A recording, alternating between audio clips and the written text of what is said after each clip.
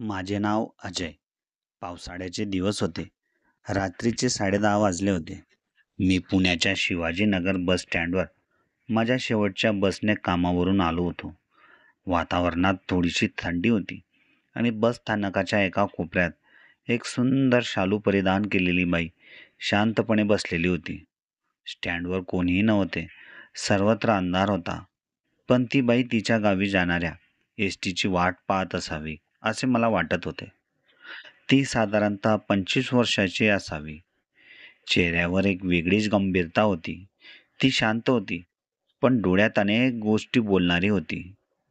माझे लक्ष तिच्याकडे बऱ्याच वेळेपासून गेले होते.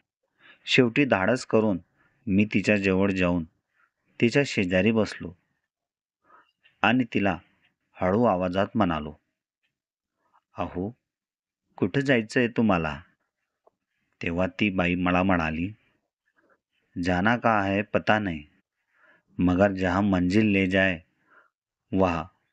मग मी तिला म्हणालो, "आपके कोई रिश्तेदार तो होंगे ना? उनका एड्रेस आपको पता नहीं है क्या?"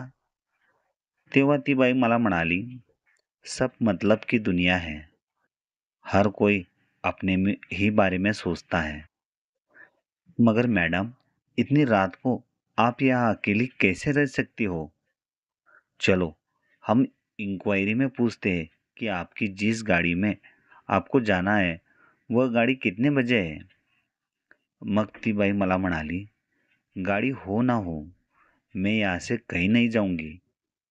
मग मी इन्क्वायरी कक्षात जाऊन विचारले की यानंतर कोणती गाडी गावाला जाण्यासाठी निघणार आहे का? का कुठून बाहेर गावाहून येणारी आहे? तेव्हा त्यांनी मला स्पष्ट शब्दात सांगितले, "सर, यानंतर एकही गाडी नाही, कारण पावसामुळे भरपूर गाड्या रद्द झालेल्या आहेत." मग मी परत त्या बाईजवळ येऊन तिला सांगू लागलो, "देखो, ज़्यादा जिद मत करो. यह बहुत बड़ी सिटी है. तुम्हारे साथ रात को कुछ भी हो सकता है. तुम मेरे ऊपर भरोसा रखो. मैं तुम्हें कुछ होने नहीं दूंगा. आप मेरे घर चलो और सुबह होते ही वहाँ से निकल जाओ. मैं तुम्हें खुद यहाँ स्टैंड पर तुम्हें जिस गाड़ी में जाना है उसी गाड़ी में मैं तुम्हें बिठा दूंगा. मगर तुम्हें जाना कहाँ है?" तेव्हा ती बाई मला सांगू लागली, मुझे मुझे मेरे मायके जाना है." तेव्हा अचानक पावसाने हजेरी लावली. रिमझिम आणि मध्यम पाऊस पडायला सुरुवात झाली होती. तेव्हा मी त्या बाईला म्हणालो, "चलो, अभी बारिश भी शुरू हो गई है. यहाँ बैठकर भी तुम बारिश में भीग जाओगे. इससे अच्छा तुम रात को मेरे यहाँ रुको, फिर सुबह बस से निकल जाना." मग त्या बाईला माझेही म्हणणे पटले होते. मग ती माझ्यासोबत यायला तयार झाली होती. मग मी ऑटोवाल्याला हात देऊन बोलावले आणि घरी येण्यासाठी आम्ही दोघेही निघालो. ती बाई खरंच खूपच सुंदर दिसत होती.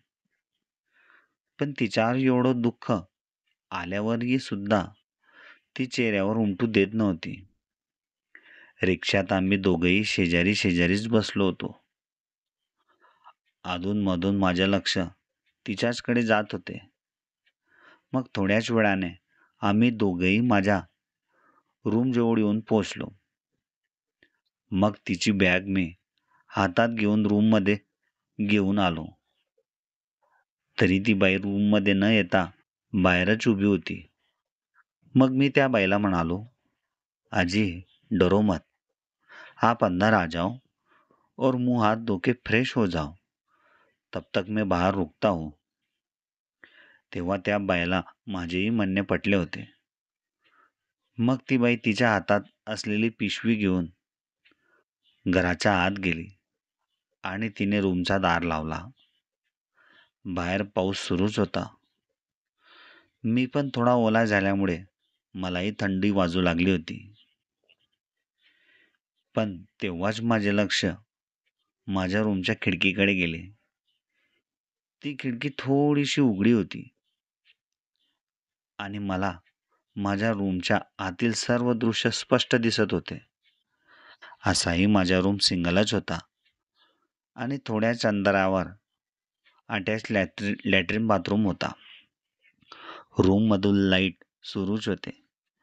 तेव्हा त्या बाईने वर खाली पाहिले आणि फटक्यात आपल्या बॅगमधून तिने तिचे कपडे काढले आणि हळूहळू तिने आपल्या अंगावरील साडी काढून बाजूला ठेवली. आता ती फक्त तिच्या आतल्या कपड्यांवरच होती. ती जेवढी बाहेरून सुंदर दिसत होती तेवढीच आतूनही सुंदर होती. ते दृश्य पाहून माझ्या मनात एक वेगळीच खळबळ त्यावेळेस उडाली होती. कारण माझ्या आयुष्यातला हा प्रथमच प्रसंग होता जो मी माझ्या डोळ्यांनी पाहिला होता. मग त्या बाईने हळूहळू गाऊन घातला आणि फ्रेश होण्यासाठी बाथरूममध्ये गेली. काही वेळाने ती फ्रेश होऊन बाहेर आली आणि तिने आपले तोंड हात पुसून दार उघडविला. तोपर्यंत मी बाहेरच थंडीत कुडकुडत होतो. मी आत आल्यावर अगोदर बाथरूमकडे धाव घेतली आणि माझे ओले झालेले कपडे मी लागलीच चेंज केले. मग मी माझे केस कोरडे पुसत बाहेर आलो. ती बाई पलंगावर बसून मोबाईल पाहत होती. तेवढ्यावरच दारावर कोणाच्या तरी थाप मारण्याचा आवाज आला. मी जाऊन दार उघडविला तेव्हा समोर मेसवाला डबा घेऊन उभाच होता. त्याच्या हातातून मी डबा घेतला आणि आत आलो. मग त्या बाईला मी म्हणालो, चलो मिलके थोडा थोडा खाना खा लेते हैं. तेव्हा ती बाई मला म्हणाली, मुझे भूक नहीं है, तुम खाना खा लो. तेव्हा त्या बाईला मी विनवण्या करू सांगू लागलो, आपने सुबह खाना खाया था कि नहीं उसका मुझे पता नहीं, मगर तुम्हारे चेहरे की तरफ देखकर मैं पक्का कह सकता हूँ कि तुमने सुबह से कुछ नहीं खाया है. इसलिए मैं आपसे गुजारिश करता हूँ कि आप खाना खा लीजिए. फिर आपको भी अच्छा लगेगा और मुझे भी अच्छा लगेगा. तेव्हा ती बाई मला म्हणू लागली, मेरी सारी इच्छाएं अब मर चुकी हैं. मुझे किसी भी चीज़ में कोई इंटरेस्ट नहीं है, ना खाने में ना पाणी पिणे में. तुम अपना खाना खा लो. मला अशी फार भूक लागली होती म्हणून डब्यात 4 पोळ्या आलेल्या होत्या. त्यामधून मी 2 पोळ्या खाल्ल्या आणि त्या डब्याला तसाच राहू दिला. मग मी तिला म्हणालो, आप अभी आराम करो, काफी थक गई होंगी. मग मी आम्हा दोघांसाठी गाद्या झोपण्यासाठी टाकल्या. माझ्या रूममध्ये बेड नव्हता. मी खालीच झोपायचो. म्हणून ती बाई पण माझ्याच थोड्या अंतरावर खाली झोपली. ती अजूनही मोबाईलमध्येच व्यस्त होती. मग मी तिला म्हणालो, आपका नाम क्या है और आप ऐसे अकेले उस बस स्टॉप पर कैसे आई. मग ती बाई मला सर्व सांगू लागली. ती मला म्हणाली, मेरा नाम अंजलि है और मेरा ससुराल बारामती का है. मेरे पति अच्छे पद पर नौकरी करते हैं. पैसों की कोई कमी नहीं है, मगर आदमी की नीति अच्छी ना हो तो सब कुछ बुरा ही होता है. मेरे पति बार बार मुझ पर शक करते थे. मेरे घर में मैं और मेरे पति बस हम 2 लोग ही रहते थे.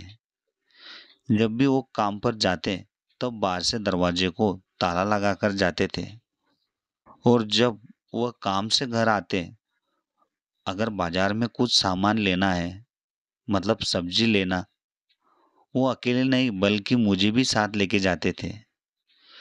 फिर उनका कुछ काम अगर बाजार में होगा तो वह भी वो कर कर वापस घर मुझे लेके आते. तब तक चाहे रात के 10 भी बज जाए तब भी वो मुझसे इतनी रात को खाना बनवाने के लिए कहते थे. मैं परेशान हो गई थी. मुझे ऐसे लग रहा था मैं किसी जेल में रहती हूँ और रात को सोते समय जो मियाँ बीबी में प्यार भरी बातें हर कोई आदमी अपनी औरत के साथ करता है, मगर उनके लिए मैं तो एक पालतू जानवर की तरह रात को हो जाती थी। मुझसे यह जबरदस्ती का प्यार करते थे।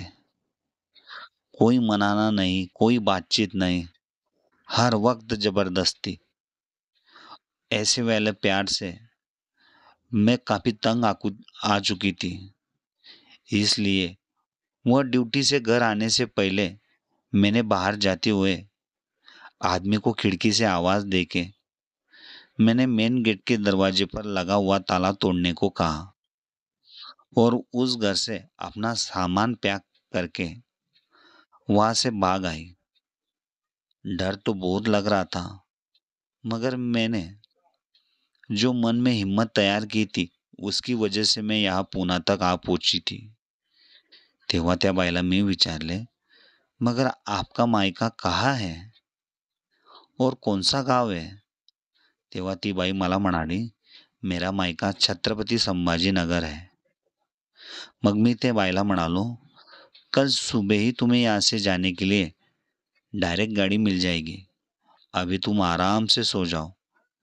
आता रात्रीचे 12:30 वाजले होते. काम करून मी फार दमलेलो असल्यामुळे मलाही फार झोप लागत होती.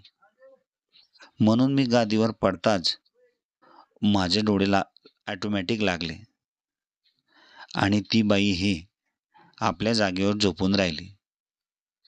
मग रात्रीला 2 वाजेच्या सुमारास मला बाथरूम जाण्यासाठी अचानक माझी जाग उघडली.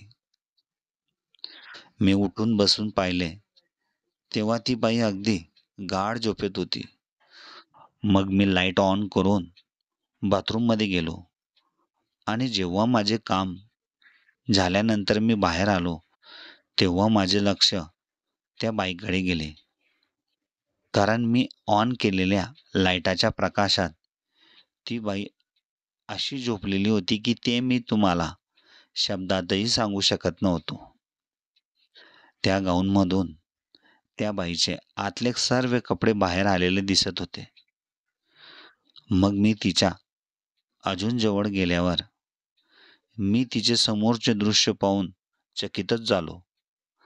कारण त्या बाईच्या गाऊनवरचे 2 हुक उघडेच होते आणि त्यातून तिचे कापसासारखे लागणारे असे दिसत होते की ते मी तुम्हाला शब्दातही सांगू शकत नव्हतो. मी माझ्या आयुष्यात प्रथमच ते पाहिल्यामुळे त्यांना स्पर्श करायची इच्छा माझ्या हातांना होत होती. मग मी मनाला सावरून बाथरूमचा लाईट बंद करून आपल्या जागेवर येऊन झोपून राहिलो. सकाळी आम्ही दोघेही लवकर उठलो. ती बाई जोपर्यंत तयार होत नाही तोपर्यंत मी बाहेरच उभा होतो. ती बाई पूर्णपणे तयार झाल्यानंतर तिने मला आवाज दिला. मग मी फटक्यात तयार होऊन तिच्या सामान हातात घेऊन आम्ही दोघेही बाहेर निघालो आणि बस स्टँडवर येऊन पोहोचलो. सकाळचे आता 8 वाजले होते. 8:15 तिची पुण्याहून डायरेक्ट गाडी होती. गाडी लागल्या लागल्याच ती बाई मला धन्यवाद म्हणाली आणि मला सांगू लागली, आप जैसे शरीफ लोग इस दुनिया में हैं इसलिए इंसानियत जिंदा है, नहीं तो मेरी जैसी अकेली औरत को देखकर बस स्टैंड पर किसी की भी नीयत मेरे ऊपर घूम सकती थी, मगर आपने मुझे रात भर अपने घर पर सहारा दिया. मैं यह एहसान आपका जिंदगी भर नहीं भूलूंगी. मग त्या बाईने माझ्यासमोर हात जोडले आणि ती गाडीत जाऊन बसली. जशी गाडी चालू झाली त्याच वेळेस त्या बाईने माझ्याकडून माझा मोबाईल नंबर मागितला आणि त्या क्षणी मी तिला माझा नंबर दिला आणि गाडी पुढे पुढे गेल्यानंतर आम्ही एकमेकांना हात हलवून बाय केला आणि ती बाई संभाजीनगर जाण्यासाठी रवाना झाली. मग मी पण गाडी स्टार्ट करून माझ्या ड्युटीसाठी येऊन पोचलो आणि त्याच वेळेस त्या बाईचा फोन माझ्या मोबाईलवर आला आणि ती बाई मला म्हणू लागली, भाई साहब, ये मेरा मोबाइल नंबर है, आप सेव करके रखना और जब भी आप संभाजी नगर की तरफ आते हो तुम मुझे फोन कर देना. तेव्हा त्या बाईला मी ठीक आहे म्हणालो आणि फोन कट करून मी माझ्या कामात व्यस्त झालो. 2-3 आठवड्यानंतर संध्याकाळच्या वेळेस त्या बाईचा फोन अचानक माझ्या मोबाईलवर आला आणि ती मला म्हणाली, अजय, मैं पूना के बस स्टैंड पर आई हुई हूँ, तुम अभी यहाँ आ सकते हो क्या? मैं तुम्हारा इंतजार कर रही हूँ. मला वाटले की तिचा पती आता सुधारला असावा आणि तिला त्याने स्वीकारले असावे, म्हणून ती बारामतीला जाण्यासाठी तयार असावी. पण त्या अगोदर मला भेटण्यासाठी ती आली असावी म्हणून मी मॅनेजरला सांगून फटक्यात बस स्टँडवर येऊन पोचलो. आता संध्याकाळचे 6 वाजले होते. त्या बाईला ज्या अवस्थेत मी पहिल्यांदा बस स्टँडवर पाहिले होते त्याच साडीमध्ये ती बाई बस स्टँडच्या एका कोपऱ्याला उभी होती.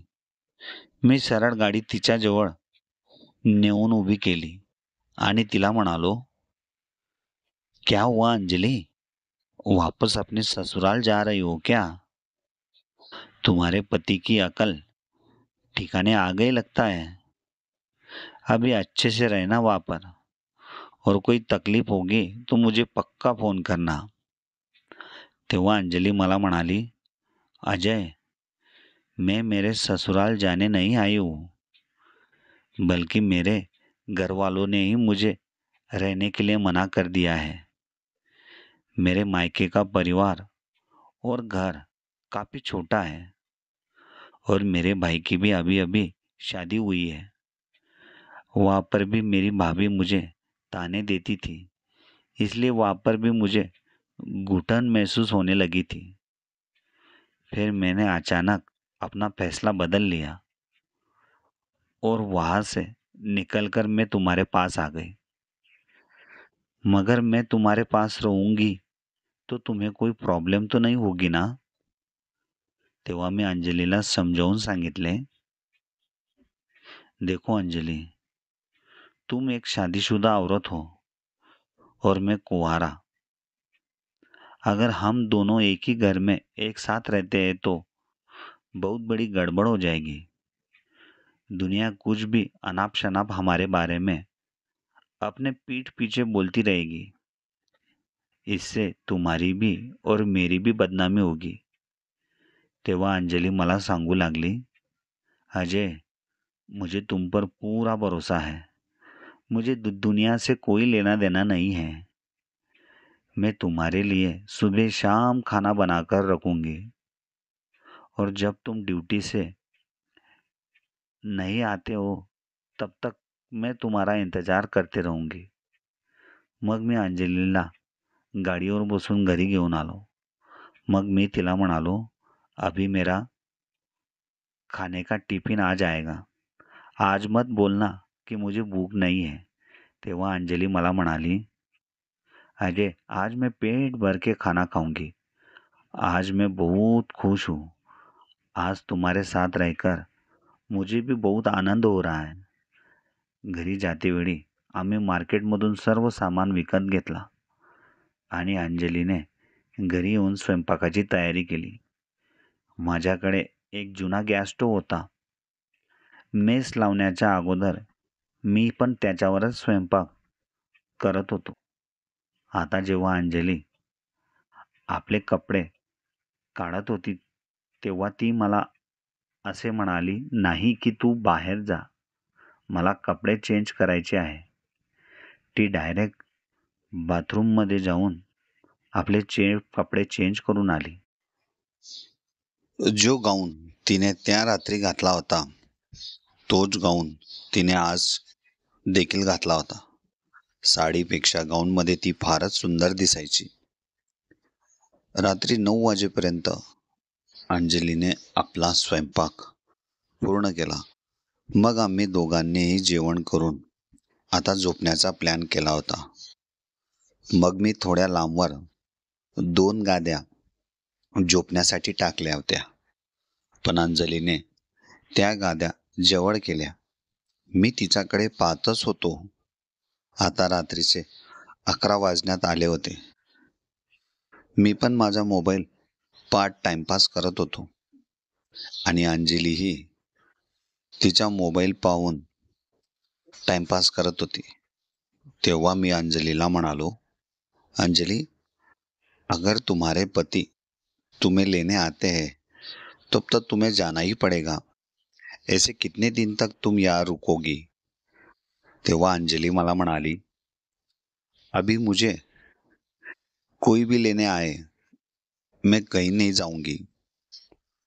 ऐसे भी मेरा पता हमारे दोनों के अलावा किसी को पता नहीं है. अगर अजय तुम मेरा साथ देते हो तो मैं तुमको बिना तकलीफ दिए हुए जो एक बीवी अपनी पति से प्यार करती है ऐसा प्यार मैं तुम्हें दूंगी. मग मी अंजलीला म्हणालो, अरे यार, मुझे इन प्यार का कोई एक्सपीरियंस नहीं है, मगर करते कैसे है? तेव्हा अंजली मला म्हणाली, अरे इतने बड़े हो गए, अभी तक एक लड़की भी तुमसे पटी नहीं. तुम क्या खाक शादी होने के बाद प्यार करोगे? अंजली उठून डायरेक्ट माझ्या गादीवर आली आणि तिने माझ्या शर्टचे दोघंही बटन उघडले आणि माझे हात तिच्या हातात घेतले. हळूहळू ती माझ्या हातांना चोडू लागली होती. मग अंजली मला म्हणाली, अब मैं जैसा करती हूँ तुम भी वैसा ही करो. मग मी पण अंजलीच्या हातांना माझ्या हाताने दाबू लागलो. जे प्रेम ती तिच्या नवऱ्यात शोधत होती ते प्रेम ती माझ्यात पाहू लागली होती.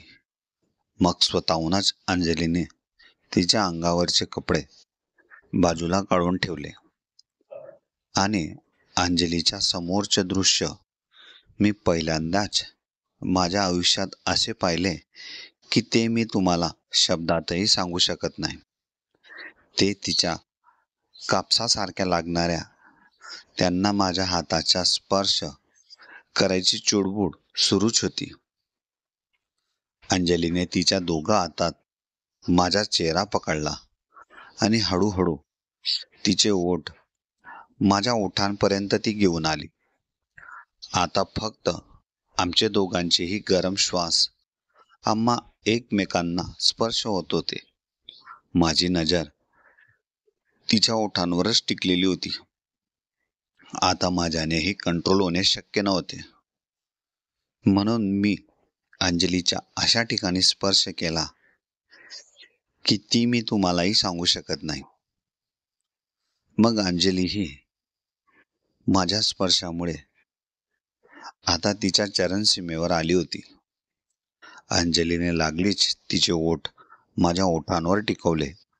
आम्ही दोघांनी तब्बल अर्ध्या तासापर्यंत एकमेकांच्या ओठांचा रस चाखला आणि एकमेकांसोबत भरभरून प्रेम करू लागलो.